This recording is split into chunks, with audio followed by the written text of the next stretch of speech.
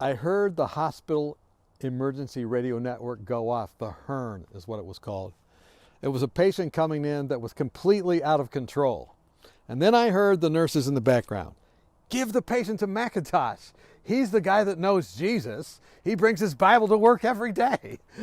I said, I don't know what this is going to be, but then the man came in. He was severely injured, self-injury, as a result of being very drunk. He was screaming and yelling, but he had a knack for finding out what was the worst thing about everybody he came in contact with, what their trauma was in life. To the person at the reception, he said, you know, if I was your husband, I would leave you and divorce you in a heartbeat. He didn't realize that that's exactly what the husband just had done. And then he went on down the line, making everybody as mad. I have never seen them so mad. So they put him in a room and they said, send in Mackintosh. He's the guy that has the Bible. He's the Christian. What's he going to do? I went and he began yelling at me. They say you're the Jesus boy. They say you know Jesus and God. They say you carry your Bible. And he began screaming and yelling. And I didn't really know what to do. And I began to think, what am I going to do? I mean, it's not about me here. It's about you, God. It's not about whether or not I can do something. But now they're saying, I'm your man. I need your help. And then God reminded me of this text.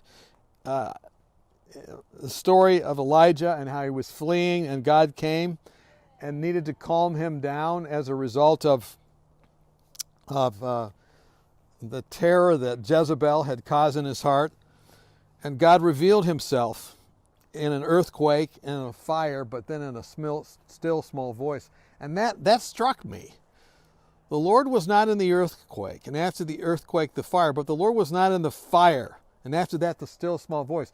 I kept thinking, still small voice, how does this work? And then as he was screaming at me, I just began to whisper, you know, I really want to help you. You know, I realize there's problems. And you know, I really want to be just like you. And he stopped and he began to whisper. He said, you want to be just like me? You want to be just like me. Why? I was like, God, you got to help me. I don't want to be like this guy at all. What do I say next? What do I say next? And then God impressed me to say this. I said, you know, you have a great ability, something I really want. What's that? You know the problems of everybody. You're able to discover the problems of everybody. You've discovered the problems of everybody in the room. You're brilliant. You're able to do what I need to do. I need to understand people's problems. And he just looked at me kind of weird. And then my friends came back in. Friends. Because they thought I'd been killed. You know, it was quiet in there. He'd been screaming for an hour. So they came in. And then he started screaming again. I said, thanks, guys. So then, again, I started to whisper again to him. He began to whisper back. He says, why do you want to be like me? And I said, well,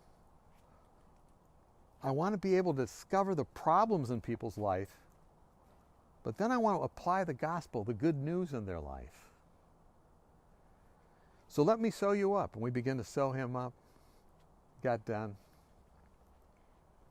And a complete change came over him. Not through an earthquake, not through a fire, but through a still small voice.